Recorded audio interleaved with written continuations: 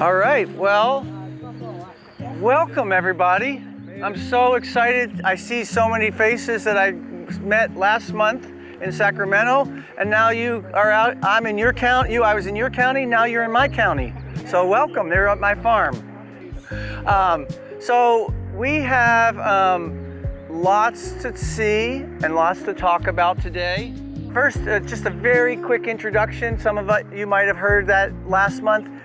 This is Full Belly Farm. We've been farming here for 40 years. We've been certified organic for 40 years. And we farm about 500 acres and about 100 different crops.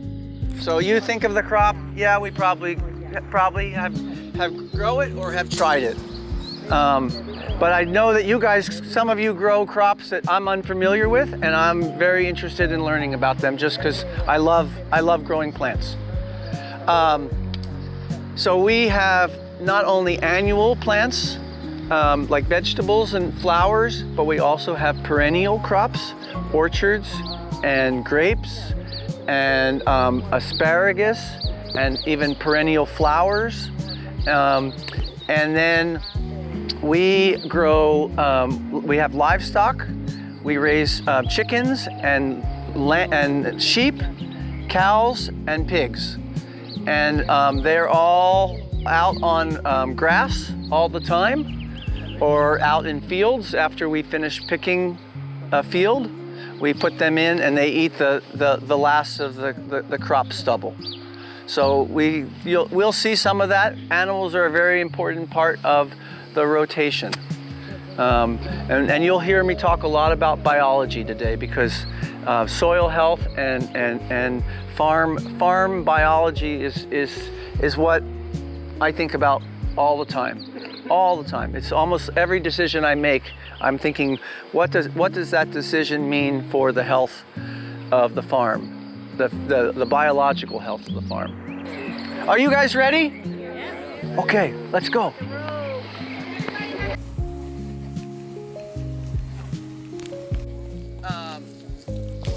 Does anybody know what this field is planted as? Cover crop.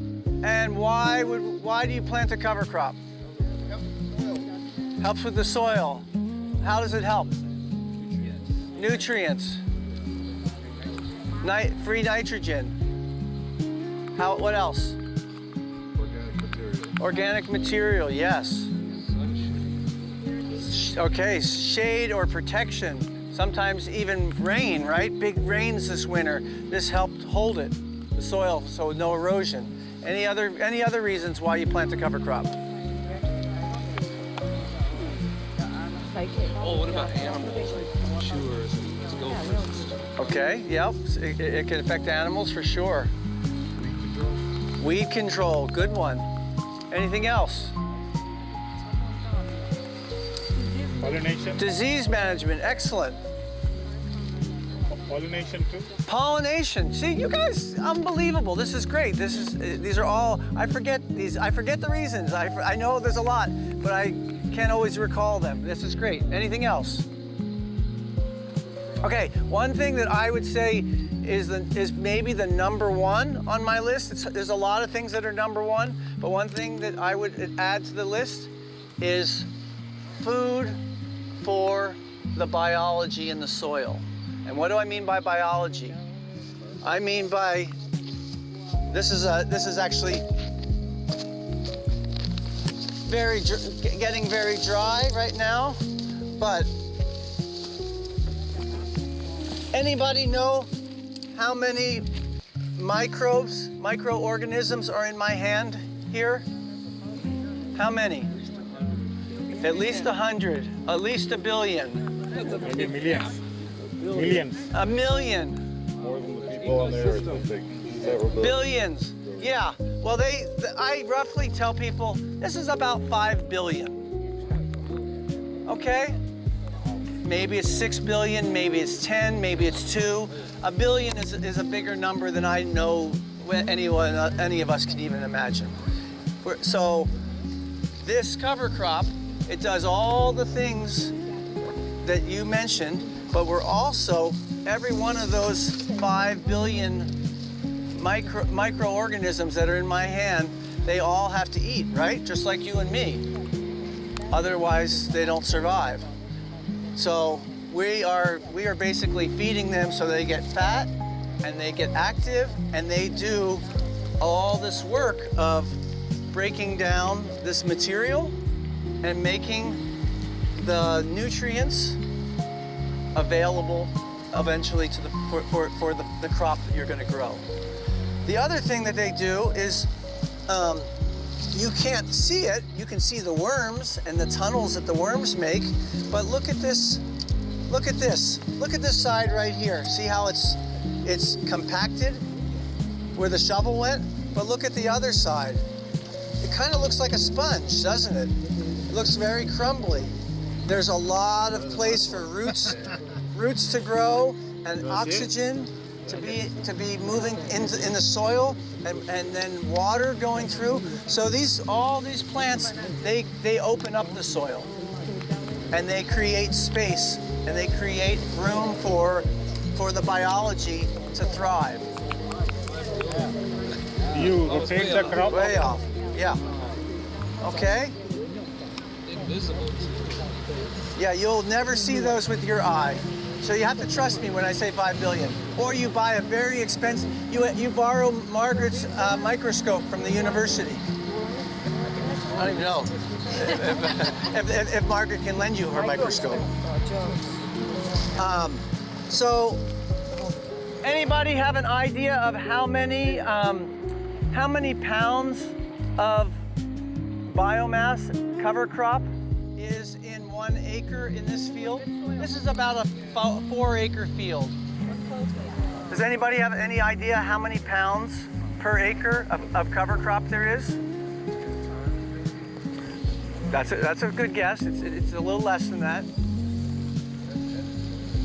Yeah, we're probably looking at about 5 tons. So 10,000 pounds, 8 to 10,000 pounds of biomass of all this material. If you were to put this in one big bucket and weigh it on a scale, that's about what's going to be out here.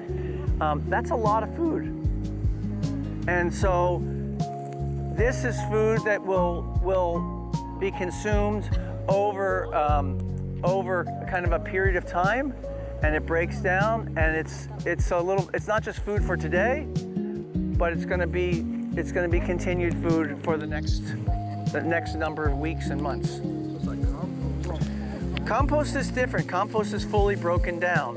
This is carbaceous. Okay, so this has carbon in it. In fact, one of the tricks that we've learned is that if you are incorporating green material, that breaks down and is consumed a lot faster than if you were to let this dry and then incorporate it. That is much slower breaking down, right? This probably, who's a vegetable grower here? So maybe half people are vegetable growers? Okay, yeah, and you grow cabbages? Yes. Yeah, okay. You grow other plants in the cabbage family, like bok choys, right? Collard greens, yeah? Okay, kales.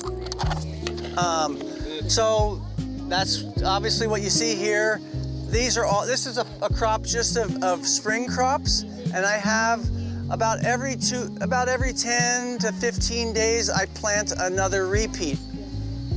So that when we harvest it, then we have the next field coming next, right? So once you start selling, you don't just plant once, you have multiple plantings, so your customers come to you 1 week, they buy their cabbage, and then next week they can buy again and again and again, as long as the weather is the cabbage season. All right, let's see what we see here. Anybody know this one?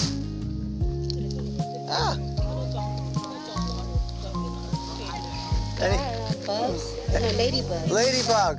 Good bug, bad bug. Don't know? Okay. Why is it a good bug?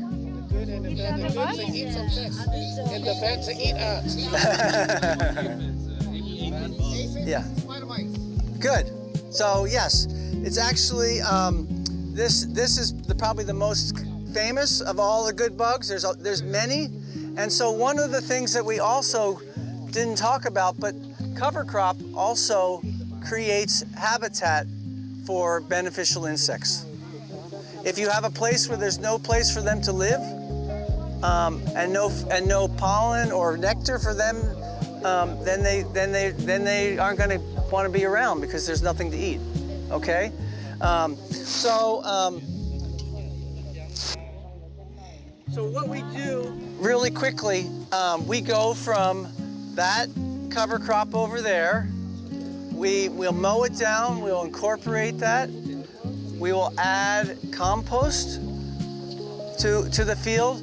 Actually, we'll make the beds first, and then we'll add compost. We'll incorporate it all, and we'll water it and bring up a first generation of weeds so that these weeds all come up before you plant, and then you knock them down right before you plant. So you're putting your seed or your plant into moist soil, right?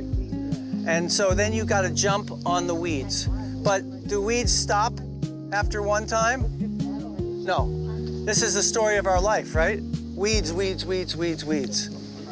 So, Weeds not stop growing. never. They never stop growing. Yes, we stop growing, weeds don't stop growing. Yeah. In winter, they come home. They come back for more. They do. Even summer, if the ground wet, they come back. Exactly. So, my philosophy is I don't need to see this be 100% free of weeds, because look at the size of the plant. The plant is starting now to outcompete the weeds. But if the weeds start to outcompete the plant, then the plants will suffer, right? So we have been very fortunate. We are learning now, finally, after 40 years, how to reduce the amount of time that we hoe. Yes, it's a lot of work. And so a lot of it is timing, and a lot of it is we have found some tools, and I'll show you some of these tools in a minute. We'll walk on the equipment line. I have a question. Yep. What do you use to control this one? Yeah, exactly. What do you use to control that? To control this one? You use Tylenol for headaches. Yes. Yeah, Motrin works too, I think. I haven't tried Motrin. Another question. What about that one right there? What do you use to control this one? Oh, who knows this weed? What do you? Anybody know this weed? What's that? Nutgrass. I sometimes on a few places I grow with plastic. Nutgrass goes through the plastic. Very hard weed to control. You pick the two hardest ones. I want to know. I want to know from you. I have a grow in my land. It's like it's so control. It's out of control. The problem. This One, I know they have a mini root. When you just very hard to pull. yes. And they have that nut that Yes. sprouts. You just have Even little nut, they sprout. you just have to get them and keep knocking them down. This one, the more you break it, the more it comes out as underground. It was so deep. This and you know Johnson grass.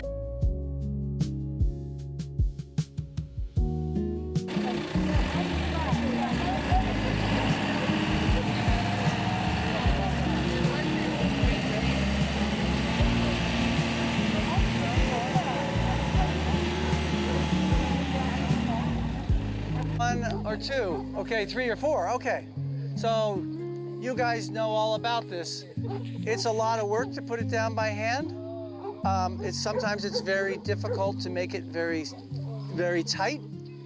And so this allows me to put the drip tape in at the same time that the mulch is going there. And so on the front, there are 2 shanks for the drip tape. Okay, and then there's a roller that makes because the drip tape shanks, now they've made a disturbance on the bed, right? So if you lay your plastic is going to look like this. Whereas if your bed is smooth, the plastic gets tighter. And why is it important to have the plastic be tight? So things don't grow, and the wind, and sometimes the plastic moves around and it rubs and it kills the plant, right? So then this goes down and goes under the wheels and is covered, and these discs here, they throw dirt on the edges, and voila, it's all done. And this is homemade. You can buy them.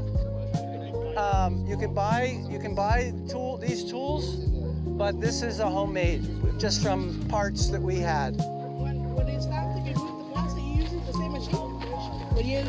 No, to remove, you basically are just getting knives, kind of like those flat knives you saw that are going to go under the edges. And then we just we loosen the edges, and then we just pull it up, and then we have a machine that just winds, or you do it by hand. Not this one.